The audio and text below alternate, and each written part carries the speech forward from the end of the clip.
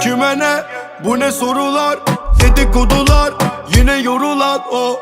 Bana ne, basit konular, haset dolular, hevana zoru var wow. Her işin bir yolu var, dönerim deliye ki o da biliyor wow wow. Nedir adı konular, göremem önümü de bunu seviyor wow wow. Benim sıkıntım inat, sorma bana niye, konulur tanılar, tanıdan ne diye. Kabul ediyorum, yıllarım saniye gibi geçiyor, durumumu korumam iyi. Sizin açınızdan hiç sıkıntı değil, ne varsa kaçılan o başına gelir.